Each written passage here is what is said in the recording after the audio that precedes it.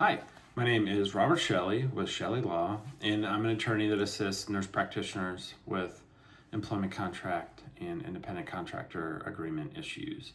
Today I'm going to talk about the different compensation models used for NPs throughout the US. So, for every profession, there are kind of different ways of compensating the employee or the independent contractor.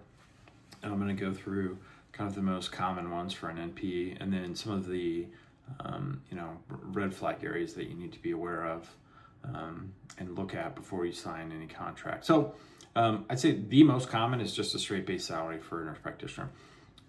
Obviously, an extremely simple model. You make $110,000 a year, and they expect you to work a certain amount of shifts per year or days per week, and that's it. That's easily the most common. I'd say probably 80% of all the NP contracts that I review are just straight annual salaries. And there's really no red flags or pitfalls about that beyond just if you're getting a fair amount. So that's the first thing. Hourly rates are common as well. Maybe if you're doing, I'd say more so in like urgent care, some primary care. I would say not so much in the subspecialties. Definitely not in a hospital or health network. But you could be paid on an hourly basis, and that's really the same as a base salary. You just need to make certain that your hourly rate is reasonable and fair market value. Two other ways of being paid. One could be net collections. This is not a common way of compensating a nurse practitioner. That would be you get a percentage of whatever the practice collects on your behalf, usually somewhere between 30 to 40%.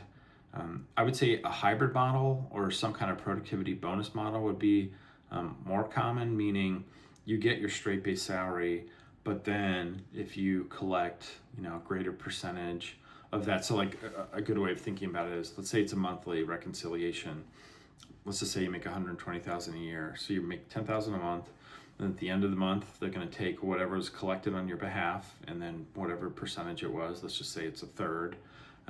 And then if that amount is greater than the $10,000 that they paid you, then they would pay out, whatever was left over as a bonus to you, usually in the first pay period of the next month. They could do it monthly, they could do it quarterly, they could do it annually. That would be a common way of doing it. Now, if you work for a hospital or a health network, RVU bonuses are much more likely. They don't do net collections in a hospital or health network based position. So in that circumstance, you usually would have some kind of threshold. So like you have to produce X amount of RVUs, once again, in a month, in a quarter, in a year, and then any RVU produced over that threshold amount, they would take a compensation factor, meaning, a dollar amount, could be $30, $40, and multiply that times the RVUs over your threshold, and that's what you would receive as your bonus. The only big red flag that I would say is the timing of the bonuses. Some contracts will state you have to be employed at the time in order to receive the bonus.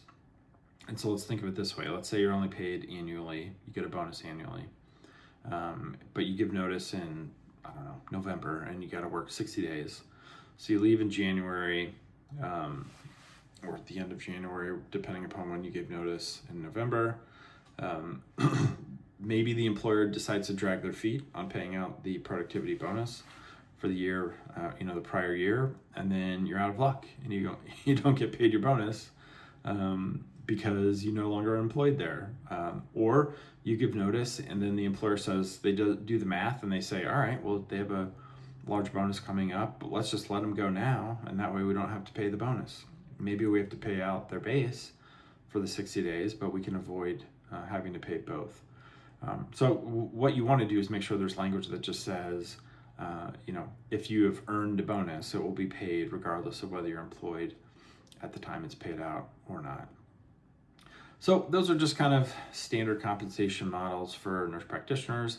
For the most part, not tricky compared to some other professions, but you want to be cognizant of how you're paid and when you're paid, and then making certain that you get credit for anything that you have earned.